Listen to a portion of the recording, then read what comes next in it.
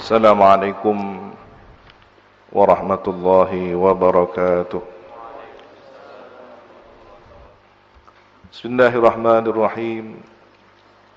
الحمد لله رب العالمين، وبه نستعين على أمور الدنيا والدين، والصلاة والسلام على أشرف الأنبياء والمرسلين سيدنا محمد وعلى آله وصحبه أجمعين. قال رب اشرح لي صدري ويسر لي أمري واحلل عقدة من لساني يفقه قولي. أما بعد. قال أبو يا سيد محمد بن السيد علوي المالك الحسني في كتابه تحقيق الآمال فيما ينفع الميت من الأعمال، رضي الله تعالى عنه ونفعنا به وبعلومه وبأسراره وبأسرار سائر الصالحين.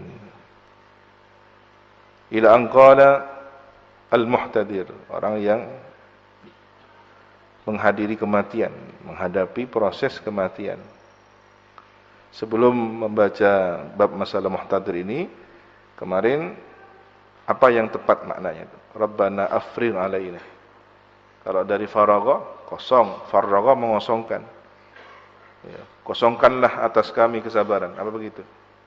Ternyata ada makna lain yang sebenarnya fiqhul lughahnya itu terkoneksi. Ada hubungan, ada qarinah ya, dalam kajian ilmu fiqhul lughah ya. Ketika faragha adalah kosong, kalau ini kemudian farri, kosongkan. Itu dengan cara apa?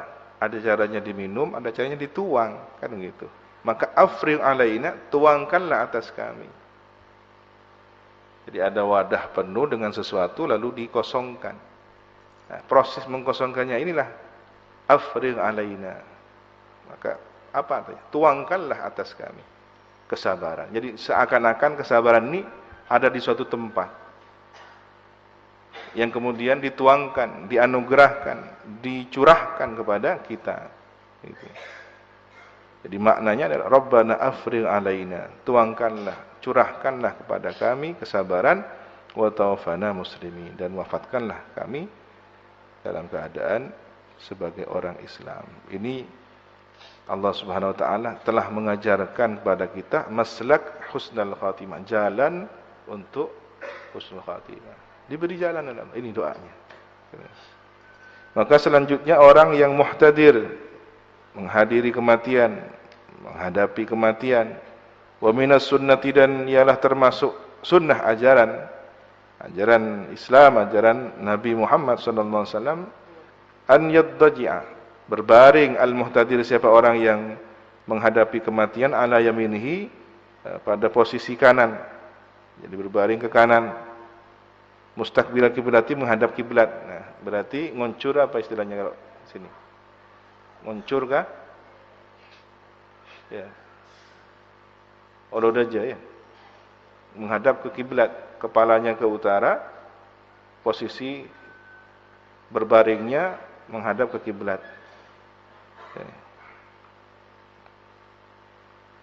Fa idza qada nahbahu, maka bila telah menyelesaikan ajalnya, mati, wafat, ya. Fayambaghi, maka seharusnya antughammat ainahu, ditutup matanya. Jadi biasanya orang wafat itu terbuka, bahkan ada kesan membelalak. Itu bukan kesan buruk. Sering kali kan, mancelak, saya enggak mati juga. Itu mengikuti arah rohnya keluar. Karena rohnya orang mukmin itu biasanya dicabut dari ubun-ubun atau dari bagian kepala, maka melihatnya ke atas. Nah, dianjurkan ketika mata orang yang meninggal dunia masih tersisa pada posisi terakhir, belalak begini, bahkan kemudian diikuti dengan mulut yang terbuka. Karena heran, mau kemana saya? Nah, ketika sudah lepas rohnya, posisi jasad terakhir ya begitu, ditutuplah matanya. Ya. Ini seharusnya orang yang ada di sekitarnya menutup mata orang yang sudah meninggal dunia. Fa innahu yashkhasu, maka dia itu sedang menatap bibasarihi, dengan matanya, inda dzalika, ketika itu menatap rohnya. Bukan sesuatu aib yang jelek untuk diceritakan. Dia dalam proses itu, proses pencabutan nyawa, sedang melihat yaskhas, menatap. Karena selama ini dirinya bersatu antara roh dengan jasad. Loh, ini mau kemana saya ini? Loh, mau kemana kan gitu. Dan itu hal yang baik ya. Sementara orang kafir atau orang fasik nungkeleng, cungkul, udah macam-macam. Kadang kepala sudah ada di bagian duburnya. Ya. Tidak tahu bagaimana malaikat mencabutnya. Kasurnya sudah acak-acakan, kamarnya juga sudah begitu, karena kesakitan. Dan itu tidak hanya 1 jam atau 2 jam, kadang harus ditunggu berapa lama, harus diikat tubuhnya. Wa fil hadithi, dan dalam hadis, innal basara yattabi'ur ruh, sesungguhnya mata itu mengikuti roh.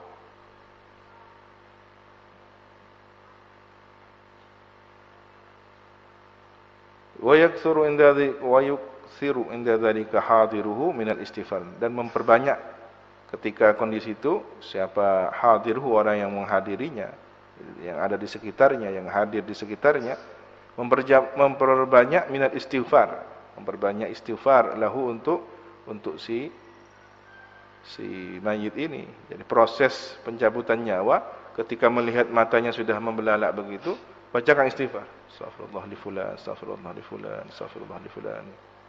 Allahumma fir lahu, Allahumma fir lahu, ighfir lahu, Rabbi ighfir lahu. Wa tarahham alaihi, dan doakan rahmat padanya. Allahumma arhamhu rahmatan 'amma, Allahumma arhamhu ya. Wa du'a, dan doakan dia. Fa innal malaikata, maksudnya para malaikat, yu'amminuna, sedang mengaminkan. Jadi kalau kita doa pada saat itu sedang diaminkan oleh malaikat, yang itu manfaatnya kepada kita juga, ala ma yaquluna, atas apa yang mereka ucapkan. Jadi orang yang hadir doakan, ya Allah ampunilah fulan, ya Allah kasih sayangilah fulan, ya Allah letakkanlah dia di surga, tinggikanlah derajatnya, diamini oleh malaikat. Bahkan kemudian aminnya malaikat ini kan walakum aidan, panjenengan sampean juga kayak gitu. Maka kalau kita doakan orang matinya baik-baik, maka kematian kita baik-baik juga. Tapi kalau kemudian bengkatulat diamini oleh malaikat, gimana? A'udzubillahi min dzalik. Orang yang mendoakan buruk kematian orang lain, jangan-jangan dia kemudian juga mati buruk. Wa fil bukai, dan dalam persoalan menangis, mengalirkan air mata yang itu tidak bisa direkayasa kecuali orang yang mahir, yang pandai merekayasa, yaitu nalurinya. Rukhsatun, ada keringanan ya. Adapun keringanan boleh, tidak apa-apa. Rasulullah ketika wafatnya putra beliau Sayyidina Ibrahim dari Jariyah, seorang budak yang menjadi ummu walad ya, setelah beberapa usia, masih kanak-kanak ya, Sayyidina Ibrahim bin Sayyidina Muhammad wafat ketika masih kecil di dalam gendongan Nabi dalam kondisi demam yang sangat tinggi. Beliau nangis, menetes air mata. Sahabat bertanya pada Rasulullah, ini air mata apa ya Rasulullah? Pertanyaan sahabat ini terkait hukum syariat ya. Dan sahabat ingin tahu, kalau ini tidak dipersoalkan, kami ya juga tentunya secara naluri ingin menangis juga ya Rasulullah. Bukan kemudian sahabat menegur Nabi. Nah, ketika ada pertanyaan, ini air mata apa ya Rasulullah? Ini air mata rahmah. Diperbolehkan, rukhsah. Ya. Was-sabru khairun minhu, dan sabar lebih baik dari itu. Wa afdal, dan lebih utama. Nah, sekarang apa bedanya antara menangis, mengalirkan air mata dengan ratapan? Acoreng, keluar suara. Aduh, lah mati. Siapa sih ngirim? Siapa sih beri ngakan kok? Siapa sih mak? Di absen disebut ya. Nah, ini apa an-niyahah itu dan apa al-buka? An-niyahatu wal buka, ratapan dan tangisan. Wa amman niyahatu wan nadb, adapun ratapan, wan nadb dan ratapan. Wa huwa, adapun niyahah dan nadb itu at-ta'did, menyebut satu persatu. Matilah tang laki. Matilah apa anak-anak. Aduh matilah, siapa sih makan ini tang anak? Siapa sih anu? Si fokus matilah, disebutkan kebaikannya, disebutkan terus gitu. Sampai kadang-kadang kepada hal yang meratapnya saja sudah tidak bagus. Tapi kemudian ada bahasa, tak tak nerem aku. Kula kita alak. Ayatina tak alak. Nah, ini sampai pada itu. Itu takdidnya. Sebut satu-satu sebut. Meratap. Ini beda dengan hanya meleleh air matanya. Sesungguhan keluar suara tangis tanpa ada bahasa-bahasa yang meratap. Beda ya, yang itu dirukhsah, ada keringanan, dispensasi, yang ini dilarang. Wa tarhit turab ya. 'Ala ra's, menabur debu atau tanah ke atas kepala. Ya, ini orang perempuan di zaman jahiliyah tradisinya begitu. Ketika sudah suaminya mati, langsung dia mandi debu, mandi abu.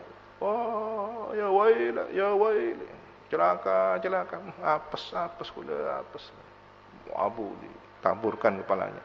Wala tamal khudud, menempeleng pipinya ditempeleng. Dan itu berjamaah. Satu kamar, satu rumah, semuanya jerit-jerit.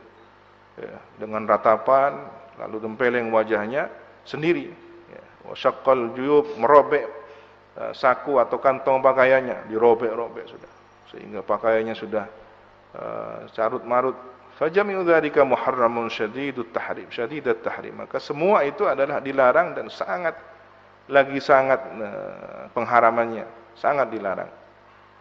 Kita perhatikan, siapakah pemilik tradisi menempeleng wajah, menaburkan kepala, kemudian merobek pakaian pada hari Asyura? Sementara kita diajarkan oleh guru-guru kita baca istighfar, kumpul di masjid, berbuka bersama. Inilah perbedaan ahlus sunnah wal jamaah, ahlul mahabbah dengan mereka yang mengaku-ngaku saja. Kita sedih terhadap kematian Sayyidina Husain. Beliau dizalimi, beliaulah sejati yang membela saudara kandungnya Sayyidina Hasan di Karbala. Beliau dikepung sendirian dan keluarganya dibantai habis-habisan, kecuali satu putra beliau Sayyidina Ali Zainal Abidin As-Sajjad, yang terus melahirkan generasi para ahlul bait dari Husainiyin, dari dzurriyyah Sayyidina Husain. Sendiri beliau, dalam satu riwayat beliau mendoakan setiap orang yang memanahnya dan menombaknya atau memenggal kepalanya satu persatu. Allahumma fulan, irham fulan. Adakah rahmatnya seperti ini? Nah, kita tidak memperingati peristiwa itu dengan meneriakkan ratapan, ya Abu Abdillah, ya Husain. Tidak begitu kita. Memukul-mukul wajah, merobek-robek. Karena jelas hadisnya. Nah, ketika Nabi melarang, ada sekelompok orang yang melakukan. Ini kan sudah petunjuk. Kesedihan kita dengan beristighfar, kesedihan kita dengan mendoakan. Beliau syahid, beliau pejuang sejati. Ya. Jadi ahlus sunnah wal jamaah jelas ajarannya. Ini khawatir nanti pulang ke masyarakat, santri bertemu dengan komunitas seperti ini. Takut diajak. Ayo, ini ajaran yang sejati begini. Jadi kalau sudah Asyura, kalian nanti kumpul dengan masyarakat. Ya. Kalau kalian dipercaya diberi amanah oleh masyarakat menjadi tokoh masyarakat, tidak harus jadi kiai, tapi tokoh masyarakat, panutan masyarakat. Ajak, ayo tanggal 10 Muharram kita kumpul di suatu tempat, di musholla, di masjid, kita zikir, istighfar bersama-sama. Ya. Kalau perlu bikin tradisi buka bersama. Asalkan berbukanya jangan sampai tidak sholat berjamaah. Ya. Kita sedang sholat, sewu di al-ghaidan. Kalau dhalil amin, kemudian tidak bagus pemandangan seperti itu. Cobalah kita meniru Masjidil Haram ya, di Mekah. Ya. Begitu sudah ada kurma, air, ya. Karena di sana ada zam-zam, air zam-zam. Ya. Kalau memang ada minuman ringan, teh hangat, gahwa Arab, ya. Roti ringan, selesai. Tunggu adzan selesai, tidak lama kemudian iqamah salat.